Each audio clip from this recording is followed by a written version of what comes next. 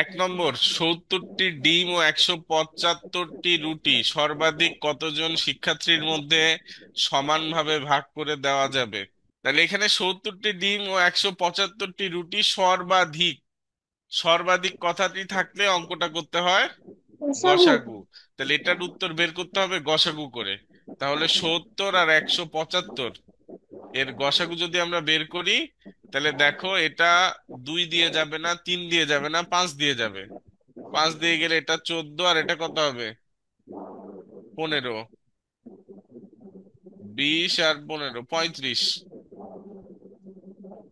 এবার দেখো, 14 আর 35, 2 দিয়ে যায় না, 3 দিয়ে যায় না, 5 দিয়ে যায় না, 7 দিয়ে যায়। 7 দিয়ে গেলে এটা হবে 2, এটা হবে কত? 5। তাইলে আমার গসাগু হইলো কত? 5 × 7 সমান 35। ঠিক আছে। 4 6 24-এর লসাগু কত, এটা কিন্তু বের করতে পারবা, আমি এটা আর করে দিলাম না। এখানে আমাদের লসাগু করার ক্ষেত্রে আগে বড় সংখ্যার দিকে নজর দিব। বড় সংখ্যা আছে 24। এবার ছোট দুইটা সংখ্যা 4 আর 6, দুইটা দিয়েই যদি 24-কে ভাগ করা যায় সরাসরি, তাহলে আমাদের লসাগু হবে 24।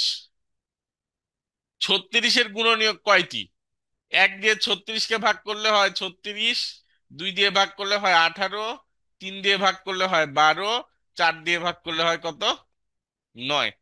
4 দিয়ে ভাগ করলে কত হয়? 9। আর ভাগ যায়? 6 দিয়ে ভাগ করলে হয় কত? 6। তাহলে গুণনীয়ক কয়টি বের হলো?